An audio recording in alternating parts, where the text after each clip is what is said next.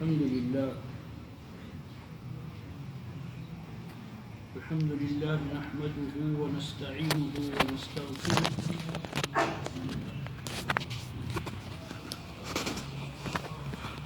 ونعوذ بالله من شرور أنفسنا ومن سيئات أعمالنا من يهده الله فلا مضل له ومن يضلله فلا هادي له وأشهد أن لا إله إلا الله وحده لا شريك له وأشهد أن محمدا عبده ورسوله أما بعد فأعوذ بالله من الشيطان الرجيم بسم الله الرحمن الرحيم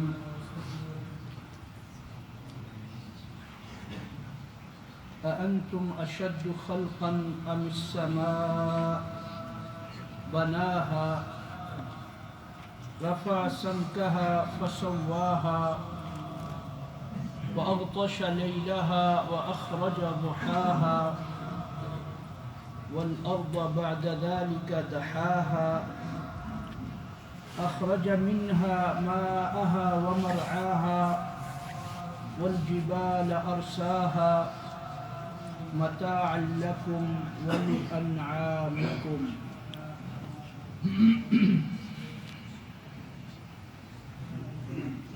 یہ تیسرے پارے کی سورۃ النازعات ہے، دوسری سورت۔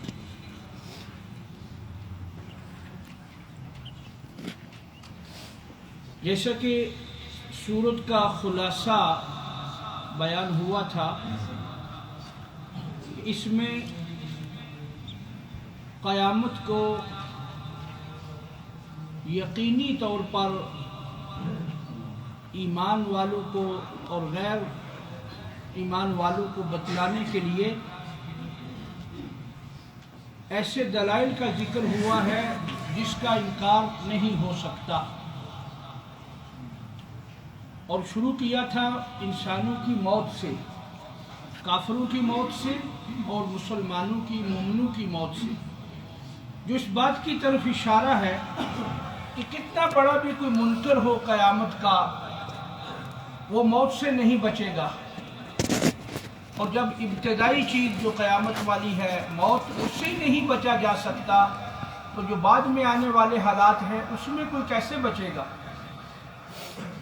یہی ایک قسم کا چیلنج ہے اللہ تعالیٰ کی طرف سے تمام منکرین کے لیے کہ تم اپنی موت سے بچ کر دکھا دو، پھر مان لیا جائے گا کہ تم قیامت سے بھاگ سکتے ہو۔ تو جب موت سے کسی کو مفر نہیں، کسی کو بھی گنجائش نہیں کہ وہ بچ جائے، تو پھر قیامت کا آنا بھی یقینی ہے، اس سے بھی کوئی بھاگ نہیں سکے گا۔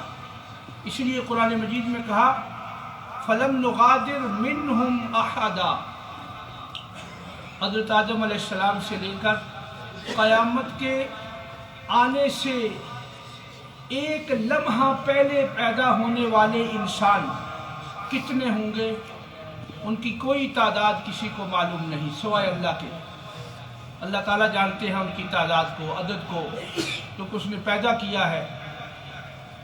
فرمایا ان میں سے ایک کو بھی ہم نہیں چھوڑیں گے کہ معاشر میں اس کو کھڑا نہ کر دے لا کر۔ فَلَمْ نُغَادِرْ مِنْهُمْ أَحَدًا، احدن تنکیر کے ساتھ ہے، نکرہ ہے، جو عموم پہ دلالت کر کے پھر خاص کرتا ہے کہ جو بھی پیدا ہوگا انسانوں میں، مخلوق میں، ایک بھی ایسا شخص نہیں ہوگا جو اس دن قیامت کے میدان میں لا کر کھڑا نہ کر دیا جائے۔ وہ تو خود نہیں آئے گا، لایا جائے گا، ان کو لائے گا اللہ۔ تو یہ اس بات کا اس بات ہے، دلیل ہے کہ جب انسان اس قدر مجبور ہے کہ وہ موت سے بچ نہیں سکتا، تو پھر اس کے قیامت کا انکار کرنا یہ اس کی بے وقوفی ہے، بے عقلی ہے، جہالت ہے، سفاہت ہے، یہ اس کی نہ سمجھی ہے، یہ اس کی اس بات سے عقل کے بات کو بھی نہ ماننے کا وہ گویا انکاری ہے، بے وقوف ہے وہ انسان کہ جو ایک عام سی بات کو جس کے آنے کے اتنے قوی دلائل ہیں اس کے سامنے پیش ہو رہی ہیں اور وہ اس کا انکار کر رہا ہے، تو ایسا ممکن نہیں۔ پھر بطور دلیل کے کائنات کے سب سے بڑے منکر فرعون کا ذکر ہوا، جس نے اپنے آپ کو رب العالی کے نام سے بھی لوگوں کو منوایا، اور قیامت کا تو انکار کیا ہی کیا اس نے اللہ کا ہی انکار کر دیا۔ تو اللہ تعالیٰ نے فرمایا ہم نے اس کو دنیا کی سزا اور آخرت کی سزا دی۔ دنیا میں غرق کیا، اس کا قصہ مشہور و معروف ہے، تورات میں، انجیل میں، زبور میں، تو چونکہ پہلے کی بعد کی ہے وہ بھی، سب کتابوں میں اس کا ذکر ہوا۔ جہاں بھی اللہ تعالیٰ کے سامنے آنے والے منکرین کا ذکر ہوا، سر فہرست جو نام آیا وہ فرعون کا تھا۔ تو اللہ تعالیٰ نے یہ بطور مثال کے پیش کی کہ جس جس زمانے کا کوئی منکر ہوگا کہ دیکھو تم سے پہلے ہم نے بڑے منکر کو نشان عبرت بنا دیا۔ ان فی ذلک لعبرۃ لمن یخشی، لیکن یہ ساریاں نشانیاں اسے پیدا کرتی ہیں جو ڈر رہا ہو، جو سوچ رہا ہو، جو اس جہان سے متعلق اپنی عقل، اپنے فہم، اپنی سمجھ کو تھوڑا سا ہلائے۔ یہ نہیں کہ صبح اٹھے اور شام کر دے اور شام کرے اور صبح ہو جائے، اسے معلوم ہی نہ ہو وہ کدھر جا رہا ہے، اس کا مطمع نظر کیا ہے، اس کی زندگی کا مقصد کیا ہے۔ فرمایا نہیں، یہ نشانی ہے لمن یخشی، جو ڈرتا ہے اپنے رب سے، اللہ سے ڈرنے والا ہے، اس کے دل میں خوف ہے کہ یہ کائنات آخر بنی ہے کس مقصد کے تحت، یہ چیز اس کے ذہن میں ہر وقت سوچ بچار رہے، تو اس کے لیے یہ بات عبرت ہے۔ یہاں تک تو پچھلے درس میں بیان ہو گیا تھا، اور آگے جو آیات آ رہی ہیں ان میں پھر اسی بات کا تھوڑا سا اعادہ ہے، اور ایسے دلائل کا پھر تذکرہ ہے جس کو منکر کے لیے نہ ماننے کی کوئی دلیل باقی نہیں رہتی۔ اور قرآن مجید کا یہ اصول ہے کہ یہ بات کو بار بار مختلف انداز سے دہراتا ہے، ایک ہی بات کو، ایک ہی قسم کے دلائل کو الفاظ اور اس کے مضمون کے اعتبار سے تھوڑا دہرایا جاتا ہے تاکہ عقل والے لوگ اس کو سمجھ سکیں اور اپنے ایمان کو بڑھا سکیں۔ چنانچہ آج کی ان آیات مبارکہ میں اسی بات کا اعادہ ہے۔ اللہ فرماتے ہیں اَأَنْتُمْ أَشَدُّ خَلْقًا أَمِ السَّمَاءُ، لوگو ذرا اس کائنات کے ارد گرد نظر دوڑاؤ، دیکھو اوپر نیچے، تمہیں بھی اللہ نے بنایا ہے اور اس کائنات کو بھی بنایا ہے، تو کیا تم زیادہ سخت ہو بننے میں یا آسمان زیادہ سخت ہے؟ اللہ نے آسمان کو بھی بنایا ہے، انسانوں کو بھی بنایا ہے، تو یہ ایک سوال ہے مخلوق سے کہ بتلاؤ ذرا سو صحیح، انتم اشد خلقا، کیا تم بننے میں زیادہ سخت ہو یا آسمان؟ اب آسمان تو ظاہر ہے مخلوق سے سخت ہے نا، انسانوں سے بہت زیادہ سخت ہے۔ انسان کے تو اسباب ہیں، انسان کا تو ایک طریقہ اللہ نے رکھا، پیدا کرنے کا، بنانے کا ایک انداز ہے، معروف ہے، لیکن آسمان تو جیسے نظر آ رہا ہے کہ یہ، تو فرمایا بناہا، اللہ نے اس آسمان کو بنایا۔ کس طریقے کا بنایا؟ رفع سمکہا فسواہا، اس کی چھت کو اٹھایا اور ایسا برابر کیا کہ اس میں کوئی عیب نہیں چھوڑا، فسواہا، پھر اس کو برابر کر دیا۔ اب یہ آسمان، اور قرآن مجید میں جگہ جگہ انسانوں کو زمین اور آسمان کی طرف متوجہ کیا گیا ہے، بار بار افلا ينظرون الى السماء افلا ينظرون اولم ير الذين كفروا ان السماوات والارض، بار جگہ جگہ یہ بات دہرائی گئی ہے کہ لوگوں آسمان اور زمین کی طرف دیکھو، اس کائنات سے آنکھیں بند نہیں کرو۔ یہ وہ دلائل ہیں جو تمہاری عقل کو جھنجھوڑتے ہیں، جو ایک انسان کو بالآخر مجبور کر دیتے ہیں ماننے کے لیے کہ واقعتاً یہ اللہ رب العزت کی بنائی ہوئی چیزیں ہیں۔ جب وہ یہ بنا سکتا ہے تو وہ قیامت کیوں نہیں لا سکتا؟ اس لیے فرمایا کہ تم زیادہ سخت ہو یا آسمان زیادہ سخت ہے؟ آسمان تو سخت ہے۔ پھر فرمایا بناہا، اللہ نے اس کو بنایا،